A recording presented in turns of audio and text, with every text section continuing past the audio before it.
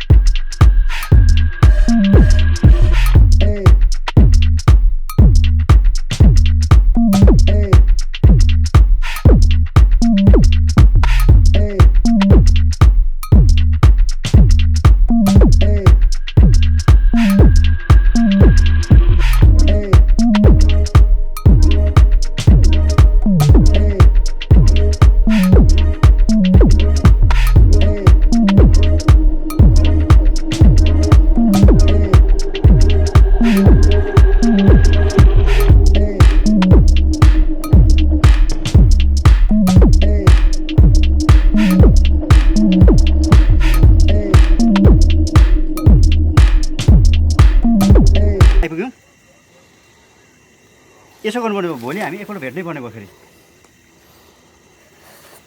कति बजीतिर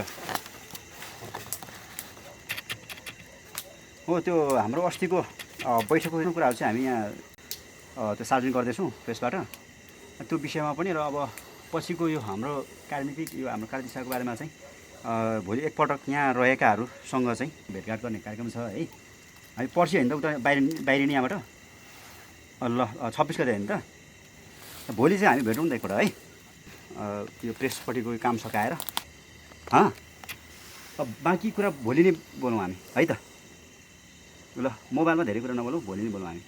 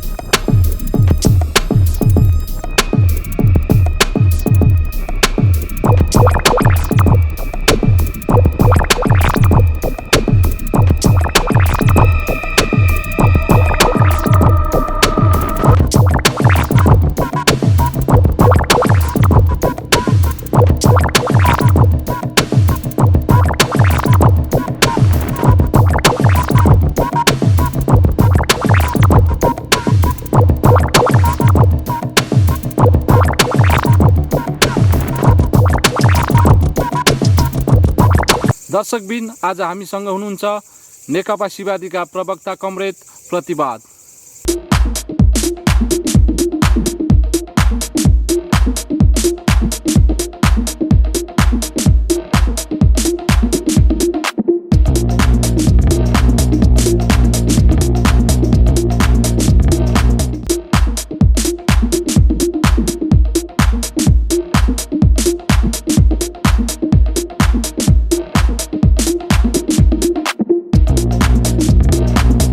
प्रवक्ताज्यू, हजुरलाई हार्दिक स्वागत छ। धन्यवाद। तपाईहरूको भर्खरै सम्पन्न हाइकमान बैठकबाट के निर्णय भयो? धन्यवाद प्रश्नको लागि। हामीले पूर्वनिर्धारित असोज 19, 20 र 21 गते राष्ट्रिय सम्मेलन गर्ने, राष्ट्रिय भेला गर्ने भनेका थियौँ।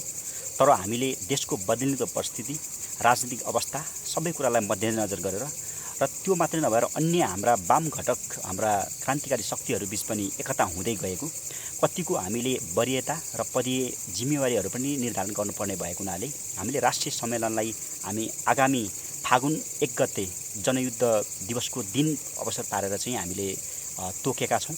र अहिलेको यो हाम्रो पार्टीको, नेपाल कम्युनिस्ट पार्टी सिबादीको हाइकमान्ड बैठक चाहिँ हामीले 19, 20, 21 गते नै हामी जुन तपाईँहरू अहिले आउनुभएको छ यसै ठाउँमा हामीले सम्पन्न गरेका छौँ। र यसबाट हामीले धेरै निर्णय गरेका छैनौँ, मात्र हामीले 2-3वटा कुराहरू निर्णय गरेका छौँ। र त्यो जुन तपाईँ हामीलाई थाहै भएको कुरा हो, योभन्दा अगाडिदेखि नै हामीले जहिले पनि क्रान्तिको पक्षमा, सङ्घर्षको पक्षमा हामीले आवाज उठाउँदै आएको छौँ। जुन बेलामा 51 सालमा प्रचण्डको नेतृत्वमा सशस्त्र जनयुद्ध, दीर्घकालीन जनयुद्धको एउटा मार्ग लिएको थियो, त्यसले जुन उपलब्धि हासिल नगरिकन बिचैमा त्यसले आफ्नो मार्ग परिवर्तन गरेको हुनाले हामीले त्यसलाई 63-64 मै तपाईँहरूलाई थाहा छ हामीले विज्ञप्ति जारी गरेर, घोषणापत्र जारी गरेर हामीले त्यसलाई निरन्तरता दिँदै आएका थियौँ। त्यसपछि पनि हामी, हाम्रा धेरै कमान्डर साथीहरू, हाम्रा धेरै योद्धा साथीहरू जेल नेल परे, विभिन्न झुट्टा मुद्दाहरू सामना गर्नु पर्यो। हामी 7-8 वर्ष, 6-7 वर्ष, 8-10 वर्षसम्म हाम्रा साथीहरूलाई, कमरेडहरूलाई बन्दी बनाइए। त्यो मध्येको एउटा भुक्तभोगी म आफै पनि हुँ। अत हाम्रा सङ्घर्षहरू त्यसबेला रोकिएको मात्रै थियो, त्यो सकिएको थिएन।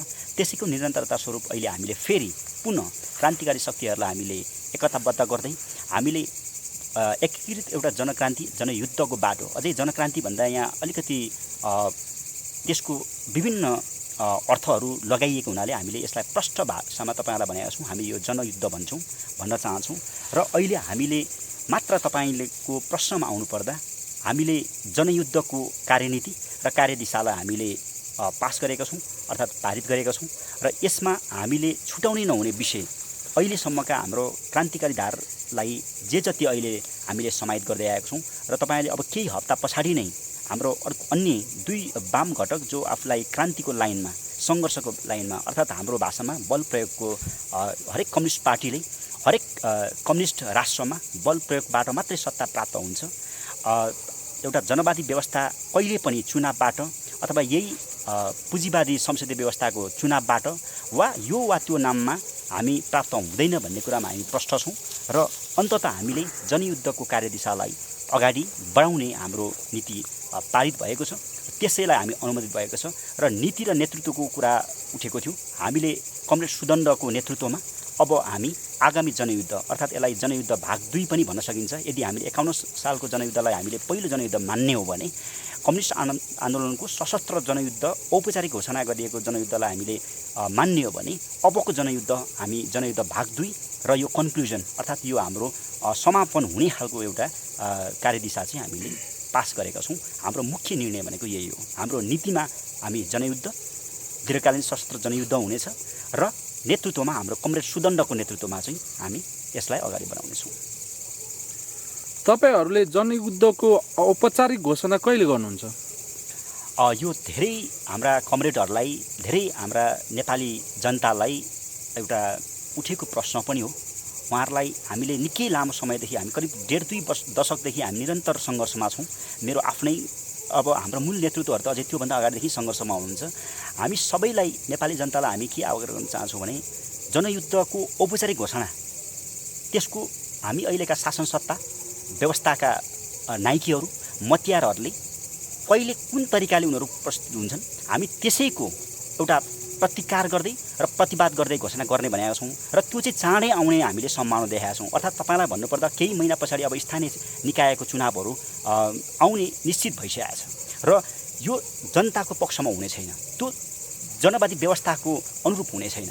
हामीले अहिले यो हाम्रो हाइकमान्ड बैठकबाट उठेका हाम्रो सवालहरूमा पनि हामीले त्यही कुरालाई पारित गरेका छौँ। अर्थात् हामीले अब आउने जुन स्थानीय निर्वाचन हुँदैछ त्यसको हामीले अन्तिम शक्ति लगाएर, हामी अन्तिम बल प्रयोग गरेर त्यसलाई कुनै पनि हालतमा हामी त्यसलाई सम्पन्न हुन दिने छैनौँ। त्यो जनताको पक्षमा हुने छैन। त्यो हामीले जनवादी गणतन्त्र नेपालको सपना देखेका छौँ त्यसको विपरीत हुने भएको हुनाले त्यसलाई हामीले बहिष्कार मात्रै होइन त्यसलाई कुनै पनि हालतमा हुन नदिने गरी हामी जानेछौँ। अन्ततः हामीलाई राम्रो थाहा छ एक्सन पछाडि रियाक्सन आउनेछ, अर्थात् अहिलेका यी दलाल भ्रष्ट शासक नेताहरूले हामीलाई त्यसपछि राजद्रोह राजकाजका मुद्दाहरू अवश्य लगाउनेछन्। त्यसपछि सायद त्यसकै आसपासमा तपाईँले परिकल्पना गर्नुहोस् हामी जनयुद्धको औपचारिक घोषणा नै हामी गर्नेछौँ। तर अहिले हामी अझै पनि शासकलाई र यी भ्रष्ट शासकहरूले आफ्ना गल्तीहरू स्वीकारेर या त उनीहरूले आफ्ना कर्तुत्वहरूलाई सकाएर उनीहरू आफ्नो बाटो लाग्छन् या देश छोडेर भाग्छन्, होइन भने हामी यो चुनौती दिन चाहन्छौँ तपाईँको यो लोकप्रिय मिडियाबाट कि त तपाईँ स्वीकार्नुहोस् जुन हामीले जे चाहन्छौँ, हामी जुन सपना देखाएका छौँ, जुन व्यवस्था चाहन्छौँ, नत्र तपाईँ सामना गर्नको लागि तयार हुनुहोस् भनेर पनि हामी यी दलाल भ्रष्ट संसदीय व्यवस्थाका मतियार नाइके सबैलाई हामी यो चुनौती दिन चाहन्छौँ। अर्थात् हामीले अब चाँडै नै केही महिनाहरूमा हामी जनयुद्धको औपचारिक घोषणा गर्नेछौँ। यो चाहिँ शासकहरूको उनीहरूको कस्ता हामीप्रतिको अब उनीहरूले खेल्ने भूमिका, उनीहरूले हामीपट्टि मचाउने हरकतहरू, अहिले पनि हाम्रा साथीहरू बन्दी हुनुहुन्छ, अहिले पनि हाम्रा साथीहरूलाई जेलबाट रिहाई गरिरहेको छैन, अहिले पनि हाम्रो साथीहरूलाई झुट्टा मुद्दाहरू लगाइराखेको छ। दिन प्रतिदिन हामीलाई अहिले भेट्नसम्म पनि असर छ, त्यही भएर हामीले यी रातारात भेट्नु परेको छ, हामी जङ्गलमा बस्नु परेको छ। यो सबै शासकहरूको एउटा तपाईँलाई उदाहरण दिनुपर्दाखेरि तपाईँले कुनै पनि भलिबललाई बास्केटबललाई जति प्रेस गर्नुहुन्छ त्यो उति नै उफ्रिन्छ। तपाईँले यही बुझ्नुहोस्, हामीलाई उनीहरूले जति दमन गर्छन् त्यसको हामीले प्रतिरोध गर्छौँ, त्यसको प्रतिकार गर्छौँ, त्यसको प्रतिवाद गर्छौँ र यसैको जवाफ हुनेछ त्यो हाम्रो जनयुद्धको औपचारिक घोषणा। के तपाईँहरू भूमिगत हुनुभएको?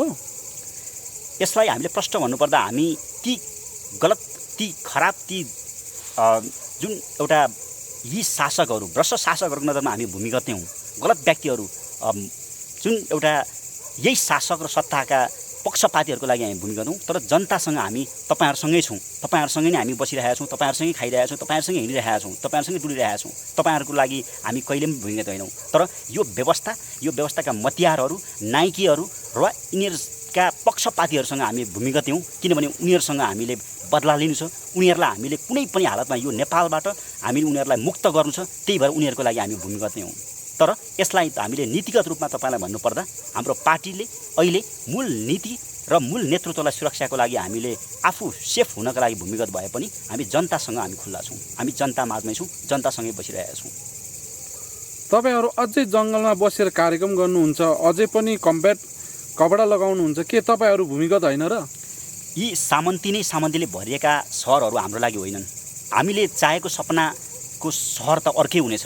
तपाईँले चाइनाको हेर्नुहोस्, चाइनाका सहरहरूलाई तपाईँले अहिले सजिलो छ, तपाईँसँग फेसबुक अथवा युट्युब चल्ने कुनै पनि मोबाइल छ भने तपाईँले त्यहाँ खोजी गर्नुहोस्, चाइनाको सहरहरू हेर्नुहोस्, सिङ्गापुरको सहर हेर्नुहोस्, उत्तर कोरियाका पनि केही सहरहरू हेर्नुहोस्, रसियाको हेर्नुहोस्, क्युबाको हेर्नुहोस्। हामीले त्यो खालको समृद्धि चाहेको छौँ र त्यो व्यवस्था चाहेको हौँ। तर नेपालको सहर यहाँ सबै भ्रष्ट दलाल यो सामन्तीहरू, माफियाहरू, घुसखोरहरू, तस्करहरूले भरिएका छन्। त्यही भएर पनि हामीलाई त्यो ठाउँ त्यति उपयुक्त लाग्दैन, राम्रो लाग्दैन। हामी ती यो सामन्तीका गुणमा बसेर हामीले राम्रा विचारहरू आउँदैनन्, त्यो सबै ध्वस्त छन्। हाम्रा अहिले पुराना हाम्रा क्रान्तिकारी कमरेडहरू, हाम्रा सहयोद्धा कमरेडहरू, अहिले सबै केही कमरेडहरू त्यो बाटोमा लागिसकेका थिए, तर धेरैलाई हामीले फेरि हामीपट्टि फर्काएका छौँ र उहाँहरू पनि आइसक्नु भएको छ, केही आउनु हुँदैछ।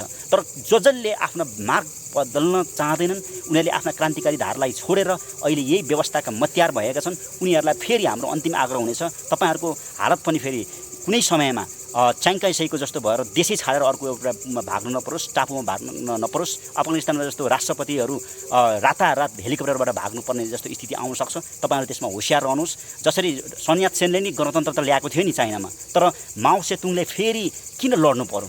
नाम मात्रको गणतन्त्रले हुँदैन रहेछ। हामीले त खोजेको अझै जनगणतन्त्र हो, अर्थात् हामीले जनवादी जनगणतन्त्र नेपाल हामी चाहन्छौँ। अहिले यो सङ्घीय लोकतान्त्रिक भनेको प्रजातान्त्रिक हो। हामी कुनै पनि हालतमा यो व्यवस्थालाई यो वा त्यो बहानामा गणतन्त्र आयो तर क्रान्ति सकियो भन्ने छैन।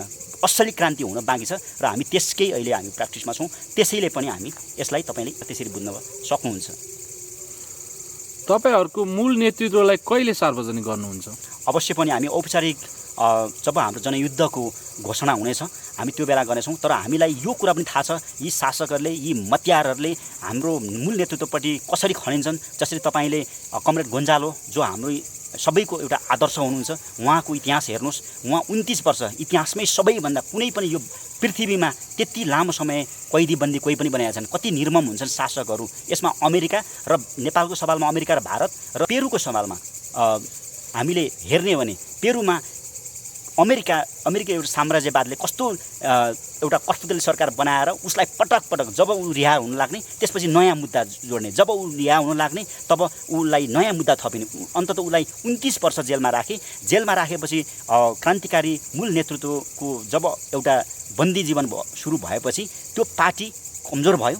त्यो पार्टीमा एउटा मूल नेतृत्वको अभावले राणो बिनाको त्यो मौरी जस्तो भएर आफू छुटिए। केहीले आत्मसमर्पण गरे, केहीले अब अहिले पनि क्रान्ति त जारी छ, तर त्यो क्रान्ति करिब त्यो एउटा रक्षात्मक अवस्थामा पुगेको छ। हामी यसबाट प्रष्ट हामी शिक्षा लिएको छौँ। त्यही भएर पनि हाम्रो मूल नेतृत्वलाई ठ्याक्कै अहिले नै हामी शासन गर्छौँ भन्ने त हामीले लागेको छैन। तर हामी अवश्य पनि उहाँ अहिले पनि जनतासँगै हुनुहुन्छ, जनतामाझ नै हुनुहुन्छ, जनताभन्दा टाढा हुनुहुन्न। तर हामीले फरक यति हो, हामी शासक यदि तपाईँहरूलाई म यति कुरा भन्न चाहन्छु, तपाईँ यदि शासक यही व्यवस्थाको मतियार भएर आउनुहुन्छ भने उहाँलाई कहिले पनि देख्नुहुने छैन।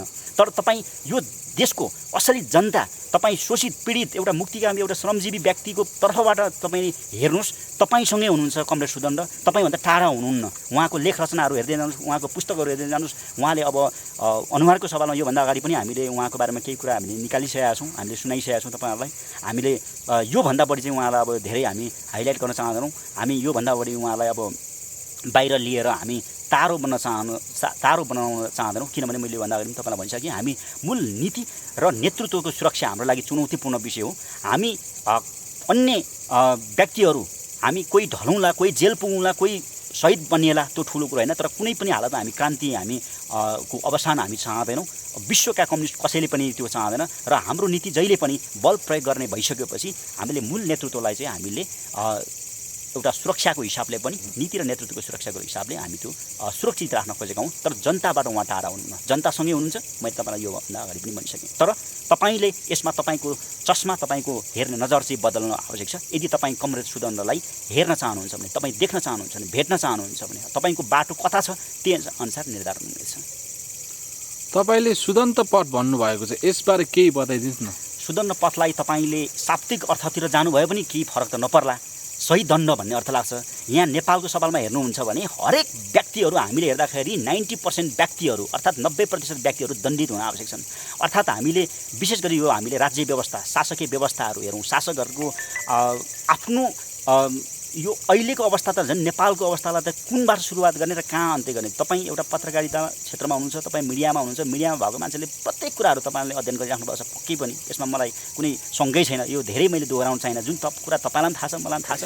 अब मैले तपाईँलाई यति मात्रै भने, सुदण्ड पथ भन्नु साथै तपाईँले जनयुद्ध भनेर बुझ्नुहोस्। अर्थात् जनताको पक्षमा गरिने युद्धको एउटा प्रतीक हो। एउटा त्यो सुदण्डलाई एउटा व्यक्ति मात्रै नभएर एउटा त्यो एउटा संस्था हो, एउटा त्यो प्रतीक हो। तर शाब्दिक अर्थबाट हुँदाखेरि यसलाई हामीले सही दण्ड, हामीले जसलाई चाहिँ दण्ड दिनुपर्ने हो त्यसलाई हामी दण्ड दिन्छौँ। र हामी जसको लागि चाहिँ हामीले एउटा सही न्याय दिनुपर्ने हो उसको लागि हामीले लड्ने हो, उसको मुक्तिको लागि लड्ने हो, जनताको मुक्तिको लागि लड्ने हो। तर अहिले त्यो भएको छैन। अहिले ठिक उल्टो भइरहेको छ। हामीले देशको हामीले तपाईँले कुन देशमा देख्नुहुन्छ कि प्रधान न्यायाधीशले वा अदालतले प्रधानमन्त्री छान्छन् वा शासकीय प्रमुख छान्छन्, कार्यकारी शासक यो बनाउनुपर्छ। अब त्यति मात्र होइन, अहिले पछिल्लो घटनामा हेर्नुहोस् त, मन्त्रीहरू कहाँबाट आउँछन्? सर्वोच्चका न्यायाधीशहरूले यो मेरो व्यक्तिहरू राखिदिनु पर्यो। यो विश्वमा कुनै पनि देशमा भएको अवस्था हो। यसलाई तपाईँले के बुझ्नुहोस् भने यो निब्ने बेलाको बत्ती झिपिक्क बढी बल्छ अरे। नेपालको अवस्था तपाईँले केही बुझ्नुहोस्। हामी त हुन त दीर्घकालीन जनयुद्ध भन्छौँ, तर केही महिनामा पनि हामीले युद्ध जित्यौँ भने यो आश्चर्य हुने छैन। केही वर्ष लाग्ला, त्यो पनि अन्यथा हुने छैन। र दशकौँ लाग्ला। एभरेजमा हामीले विश्वको उदाहरण हेर्ने भने दशकौँ लागेको छ। 10 वर्षलाई एभरेज भन्छन्। हामी 10 वर्ष लड्नु पऱ्यो भने हामी लड्न तयार छौँ। त्योभन्दा बढी लड्नु पऱ्यो भने हामी तयार छौँ। तर हामी यो कुरा बुझ्छौँ कि नेपालको अहिलेको जुन अवस्था छ, नेताहरूको यो शासकहरूको यो अन्तिम पराकाष्ठा छ, यो अवस्थाले हेर्ने भने सुदण्डको उत्पत्ति त्यत्तिकै भएन। त्यो बन्निने र जन्माउने ती यही भ्रष्ट, यही दलाल शासक र त्यही व्यवस्था हुन्, जसको कारणले गर्दाखेरि अहिले सुदण्ड पथ भएको छ। र सुदण्ड पथलाई सिधै यसलाई तपाईँले जनयुद्ध भनेर बुझ्नुहोस्। यो जनताको मुक्तिको लागि एउटा सुरु भएको एउटा युद्ध भनेर तपाईँले बुझ्नुभएको हुन्छ। तपाईँलाई मेरो अन्तिम प्रश्न, शिवबहादुर र सुदण्ड पथलाई कसरी प्रयोग गर्नुहुन्छ? यो धेरै बौद्धिक जगतबाट विशेष गरी आएका हाम्रो प्रश्न हो, सवाल हो। यसको लागि पनि तपाईँलाई धन्यवाद। किनभने हामीले थेसिस गर्ने क्रममा मास्टर र डिग्रीमा हामीले पढ्ने मेरै समकालीन साथीहरू अहिले जो प्रोफेसर हुनुहुन्छ, हाम्रो कमरेड सुदण्ड पनि त्यही क्षेत्रबाट आउनुभएको हो र यो धेरैले सोधिएको हामीलाई साझा प्रश्न चाहिँ एकातिर सिबाद छ र अर्कोतिर सुदण्ड पथ, यो कसरी तपाईँहरूले संयोजन गर्नुहुन्छ भन्ने छ। र हामीले विश्व कम्युनिस्ट आन्दोलनमा जहिले पनि अग्रज कमरेडहरूले हामी विश्ववादी हौँ, तपाईँलाई थाहा छ, हामी अन्तर्राष्ट्रियवादी हौँ, यो तपाईँहरूको हाम्रो नीतिबाटै हाम्रो सबै प्रष्ट भएको कुरा छ। मैले अघि उदाहरण दिँदाखेरि विभिन्न देशको मैले लिइसकेको छु। यही अनुरूप हामीले पनि मार्क्सदेखि लेनिन, माओ र अन्ततः सबैभन्दा परिष्कृत र परिमार्जित हामीले सी जिनपिङ थट हो। तर त्यसलाई हामीले सी जिनपिङ थट भन्दा अर्थात् सी विचारधारा भन्दा अथवा सी जिनपिङ विचारधारा भन्दा कतिलाई यो बोल्नमा हामी ग्रामीण भएका व्यक्तिहरूलाई, हामी सोझा सादा जनतालाई, हामीले सामान्य श्रमिक वर्गहरूले बोल्नमा उच्चारण गर्नमा अलिक गाह्रो हुने भएको हुनाले हामीले सिवाद भनेको हौँ। हामीले सी जिनपिङ थट पनि भनेनौँ, सी जिनपिङ विचारधारा पनि भनेनौँ, त्यसलाई सिवाद भनेका छौँ। जसरी माओ सेतुङलाई कहिले पनि उहाँले माओवाद भनेर उहाँ आफैले भन्नुभएको थिएन, तर हामी पछि अनुयायीहरूले बनाएको हुन्। त्यसको कमरेड गोन्जालोलाई जान्छ श्रेय। विश्वमा पहिलोपल्ट माओवाद भन्ने शब्द प्रयोग गर्ने कमरेड गोन्जालो हुनुहुन्थ्यो, जो 29 वर्ष जेल बसेर उहाँको अहिले जेलमै निधन भयो। अब यसबाट हामीले के बुझ्नुपर्छ भने हामीले सिवाद भन्ने पनि सायद विश्वमा हामीले पहिलोपटक हामीले प्रयोग गर्दैछौँ यो शब्दको। र यसलाई चाहिँ सिवाद एउटा यसलाई गजुर पिक मात्रै सम्झिनुहोस्, तर यसको फेरि तपाईँले पिलरबाट हेर्नुहुन्छ भने, जगबाट हेर्नुहुन्छ भने त्यो मार्क्सवादकै एउटा सबैभन्दा उपरि एउटा संरचना भनेर बुझ्नुभयो हुन्छ। अब यसको अर्थ हामीले मासी अथवा मार्क्सवाद, लेनिनवाद, माओवादलाई मान्दै हामी सिवादका प्रयोगहरूलाई पनि हामीले प्रयोग गर्ने भनेका हौँ सिवाद। अब सुदण्ड पथ भनेको चाहिँ विश्व कम्युनिस्ट आन्दोलन हेर्नुहुन्छ, हरेक देशमा आफ्नै तरिकाले आफ्नै देशको मौलिकता अनुसार भएका छन्। तपाईँले क्युबाको हेर्नुहोस्, क्युबाको तरिकाले भए, फिडेल क्यास्ट्रो, राहुल क्यास्ट्रो, अहिले जुन सत्तामा नेतृत्वमा भाइ राहुल क्यास्ट्रो आउँदाखेरिको सवालमा हेर्ने भने त्यहीँको तरिकाको समाजवाद, त्यहीँको जनक्रान्ति, त्यहीँको तरिकाको भयो।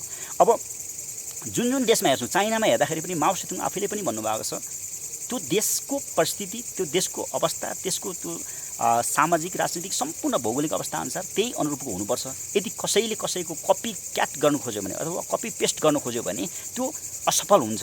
जस्तो हामीले अहिले भारतमा हेर्न सक्छौँ, भारतले आफ्नै प्रयोग कम गर्ने, हाम्रा भाकपाका साथीहरूसँगको हाम्रो यो पछिल्लो भेटघाटमा हामीले केही महिना अगाडि मात्रै भएको भेटघाटमा हामीले यो कुरा पनि भन्यौँ। तपाईँहरू अहिले तेस्रो पुस्तामा पुगिसक्नुभयो, तपाईँहरूले किन विकास गर्न सक्नु भएन भन्दा उहाँहरूले माओवाद त भन्नुभयो, भाकपा माओवादीसम्म नक्सलवाद हुँदै अहिले उहाँहरूले माओवादलाई स्वीकारे पनि उहाँहरूमा त्यो अलिकति भारतको अवस्था अनुसार, भारतको मौलिकता अनुसार उहाँहरूले नबढ्नु भएको हो कि त्यही विकास भएन। नेपालमा हिजो कुनै समय हेर्नुहुन्छ भने प्रचण्डको नेतृत्व भएको हुनाले स्वाभाविक रूपले प्रचण्ड पथ भन्दाखेरि त्यो निकै विकासको गति भएको थियो। माओवाद उता छँदैछ, माओ सेतुङलाई पनि उहाँहरूले मार्क्सवादकै एउटा उपरि संरचनाको रूपमा ल्याउनु भएको छ। त्यसमा जब उहाँहरूले चाहिँ प्रचण्ड पथ थपिँदाखेरि त्यसले गति लिएर करिब करिब हामीले भन्ने गर्थ्यौँ 80-82% चाहिँ कब्जा गरेको अवस्था थियो। गाउँ सदरमुकामहरू कब्जा गरिसकेको थियो, मुख्य सहरहरू र केही सदरमुकामहरूमा राज्य व्यवस्थाका मतियारहरू रहेका थिए, शासकहरू रहेका थिए, मतियारहरू रहेका थिए। तर हामीले यसलाई कसरी बुझ्छौँ भन्दाखेरि फेरि यसलाई तपाईँले फेरि हिजोको प्रचण्डकै कपी भनेर बुझ्नुभयो भने यो पनि फेरि गलत हुनेछ। हामीले यसलाई करिब करिब माओ सेतुङ र लेनिनको फ्युजन, संयोजन भनेर बुझ्नुभयो हुन्छ। किनभने हामी पहिला आजभन्दा 51 साल भनेको करिब करिब यो 1.5-2 दशक अगाडिको अवस्था र अहिलेको अवस्था अलिक परिवर्तित छ। अहिले गाउँ गाउँमा पनि एउटा सडकहरू, यातायात सुविधाहरू पुगिसकेका छन्। अर्थात् यसलाई हामीले अर्बन अथवा हाफ अर्बन अथवा सेमी अर्बन भन्छौँ, अर्ध सहर भइसकेका छ। हामीले गाउँको तरिकाले मात्रै लड्न खोज्यो भने पनि यो शासकहरूले फेरि हामीलाई त्यसमा अर्कै तरिकाले हमला गरेछन् र हामी फेरि सहरको तरिकाले मात्रै जान सक्ने अवस्था पनि नेपालको अवस्था होइन। किनभने अधिकतम भूभागहरू ग्रामीण भेगका छन्। तपाईँ हामी पनि जन्मको हिसाबले अधिकतम कमरेडहरू गाउँबाटै हुनुहुन्छ। यो अर्थ, यसको अर्थ हामी गाउँ र सहर दुईटैको संयोजन, जो सहरमा जन्मिनु भएको छ उहाँलाई अर्बन गुरिल्लाको रूपले हामी अगाडि बढ्नेछौँ र उहाँहरूले जुनसुकै भेषमा, जुनसुकै रूपमा उहाँहरूले काम गरिराखेका हुनुहुन्छ, तर क्रान्तिकै लागि काम गरिराखेका हुनुहुन्छ। सबैले यसै गरी कम्ब्याट लाउँछ भन्ने छैन, सबैले भनौँ न आवश्यकता पर्दा उहाँहरूले जुनसुकै रूप लिने गरी उहाँहरूले आफ्नो संरचना बनाउनुहुन्छ। तर ग्रामीण भेगमा चाहिँ हामी स्वाभाविक रूपले त्यहाँका व्यक्तिहरूलाई धेरैवटा शब्द बोल्नुभन्दा हामीले थोरै केही सङ्केतहरू, सिम्बोलहरू दिन नै हामीलाई काफी भएको हुनाले हामीले अहिले पनि जनतासँग नै रहने क्रममा हामीले ग्रामीण भेगहरूमा हामीले आफूलाई कम्फर्ट हुने र यो राज्य सत्ताका त्यो विभिन्न उनीहरूको चस्माबाट नदेखिने खालका हामीलाई सहज हुने कपडाहरू हामीले लगाइरहेका छौँ। अर्थात् अब यसको तपाईँको प्रश्न जुन सीवाद र सुदण्ड पथलाई तपाईँहरूले संयोजन कसरी गर्नुहुन्छ भन्दाखेरि सीवादलाई तपाईँले मार्क्सवादकै पछिल्लो सबैभन्दा परिष्कृत र परिमार्जित एउटा उपरी संरचना सम्झिनुहोस्। त्यसलाई हामीले कन्टिन्यू गरेका छौँ, त्यसलाई हामीले निरन्तर गरेका छौँ। र सुदण्ड पथ चाहिँ के हो भन्दाखेरि हामीले योभन्दा अगाडि पनि हामीले मिडियामा तपाईँहरूकै अन्य मिडियाहरूमा पनि हामीले भन्दै आएका छौँ, हामीले अन्ततः हामी वैज्ञानिक समाजवादमै पुग्ने हो। तर वैज्ञानिक समाजमा पुग्नुको लागि त्यो देश चाहिँ पहिला समाजवादी हुनु आवश्यक छ। जसरी अहिले चाइनाको हेर्नुहुन्छ भने चाइना आफै वैज्ञानिक समाजवाद पुगेको छैन। अहिले चाइना राष्ट्रिय समाजवाद अथवा त्यसलाई हामीले नेसनल सोसलिजम भनेका छौँ। र यसमा हामीले योभन्दा अगाडि हाम्रो पार्टीले पनि पहिला राष्ट्रिय समाजवादी क्रान्ति पुरा गर्ने, त्यहाँ पुगिसकेपछि चाहिँ वैज्ञानिक समाजवादमा हामी फड्को मार्ने, प्रवेश गर्ने भन्ने हो। अबको क्रान्ति 2 चरणको हुनेछ। जसरी हिजो प्रचण्ड पथबाट भएका गल्ती नै के हो भने उहाँहरूले त अझै नाम मात्रै गणतन्त्र ल्याउनु नै क्रान्ति सकियो, अब जनवादी क्रान्ति सकियो भन्न थाल्नुभयो। समाजवादी क्रान्तिको लागि हामी उन्मुख हुने भनेर संविधान लेख्नुभयो। तर त्यो संविधान अन्ततः हेर्ने भने त्यो यसलाई मैले गधाको उपमा दिएको छु, जुन हेर्दाखेरि घोडा देख्नेले घोडै देख्ने, यसलाई हामीले जसले गधा देख्न खोज्छ त्यो गधै देख्ने, हेर्दाखेरि घोडा पनि छ, हेर्दाखेरि गधा पनि छ। जसले जसलाई जे भनेर चित्त बुझाउन मन लाग्ने त्यो खालको भयो। हिजोको यहाँका शासक सत्ताधारीहरूले पनि हाम्रो जित भयो, किनभने यहाँ लोकतान्त्रिक समाजवाद उन्मुख बनाएको छ। त्यो भनेको हिजोको बीपीको लाइन हो, त्यो भनेको नेहरुको डक्ट्रिन हो। तर त्यो त हाम्रो मार्ग होइन। अब त्यस्ता व्यक्तिहरूसँग, त्यस्ता पार्टीहरूसँग काँध जोड्न जाने, कुम जोड्न जाने र शासन र सत्ता चलाउनको लागि, सरकारमा जानको लागि उनीहरूसँग हुँदा भएका 2/3 भन्दा बढी एउटा कम्युनिस्ट एउटा शक्तिलाई उनीहरूले अन्ततः दक्षिणपन्थी धारको कुनै समयमा हाम्रो ती नेतृत्वहरूले नै भनेको कुरा अहिले पनि हामी झल्झल सम्झिन्छौँ। कुनै समयको क्रान्तिकारी शक्ति विश्वमा धेरै ठाउँमा अति दक्षिणपन्थी भएर निस्केका छन् र त्यो दक्षिणपन्थीहरू चाहिँ फेरि पछिल्लो क्रान्तिकारीहरूले आएर विस्थापित गरेको उदाहरण जस्तो मैले तपाईँलाई अघि चाइनाकै पनि दिएँ। कुनै समयमाका गणतन्त्रका पिता भनेर, विश्व पितामह भनेर चिनिने त्यस्ता व्यक्तिहरू, तिनीहरूकै पछिका अनुयायीहरू अन्ततः देशै छोडेर भाग्नु परेको थियो नि, चाइनाबाट लखेलिनु परेको थियो नि असली क्रान्तिकारीबाट।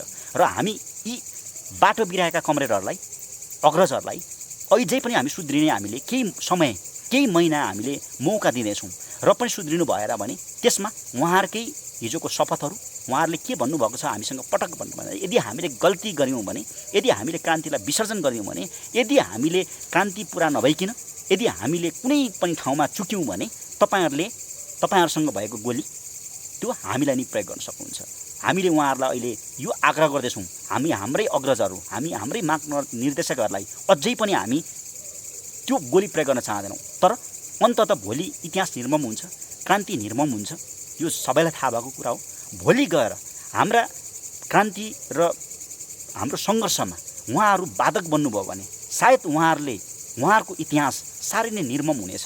त्यसमा हामी कति पनि चुक्ने छैनौँ, किनभने हामीले प्रष्ट भनेका छौँ, यो जनयुद्धको थालनी कुनै सरकार प्राप्त गर्नको लागि वा सदनमा छिर्नको लागि हुने छैन। यो सत्ता व्यवस्था पूर्ण रूपमा लिनको लागि। र इतिहासमा तपाईँलाई म अन्ततः यही कुरा जोड्न जान्छु, कुनै पनि देशमा क्रान्ति पछाडि मात्रै व्यवस्था प्राप्त भएको छ, अर्थात् बलको प्रयोगबाट मात्रै व्यवस्था भएको छ। कहीँ पनि मागेर पनि प्राप्त भएको छैन, चुनाव लडेर पनि व्यवस्था परिवर्तन भएको छैन।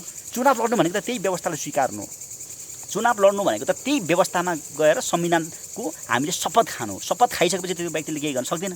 प्रचण्डको हालत त्यही भएको, बाबुराम भट्टराईको हालत त्यही भएको। अहिले पछिल्ला हाम्रा क्रान्तिकारी केही व्यक्तिहरू, अब मैले नाम के लिनु, अग्रजदेखि लिएर वैद्यदेखि लिएर विप्लवसम्मलाई हामीले छ। वैद्यलाई हामी धेरै उहाँपट्टि आकर्षित छैनौँ, उहाँको वृद्ध स्वास्थ्य अवस्था, उहाँको परिस्थितिहरूलाई पनि हामी बुझ्छौँ। तर पछिल्ला केही नेतृत्वहरू, हामीले उहाँहरूलाई पनि नेतृत्व नै भन्थ्यौँ, समकालीन भन्दा उहाँहरू केही वर्ष भए पनि हामीभन्दा अगाडिको हुनुहुन्छ, हिजो पनि वरियतामा माथि हुनुहुन्थ्यो। उहाँहरूले फेरि बाटो हुनुहुँदैछ, अब यही व्यवस्थामा आएर चुनावमा जाने, यही व्यवस्थालाई चाहिँ अब मतियार बन्नको लागि उहाँहरू तयार हुनुहुन्छ। उहाँहरू पनि हामी भन्न चाहन्छौँ, तपाईँहरू होसियार र खबरदार। तपाईँहरूले यदि यही बाटो लिएर जानुहुन्छ भने सायद तपाईँहरूको सवालमा मैले अघि भनेका शब्दहरू आउने अवस्थाहरू छ। त्यही भएर हामी जनता सामु, हामी सम्पूर्ण नेपाली एउटा मुक्तिकामी, एउटा श्रमजीवी, हामी सम्पूर्ण एउटा देशवासी हो, देशमा वा विदेशमा भएका हामी नेपाली जनतालाई हामी यही आग्रह गर्न चाहन्छौँ कि अबको जनयुद्धमा तपाईँको प्रत्यक्ष वा परोक्ष सहयोग हुनेछ, समर्थन हुनेछ।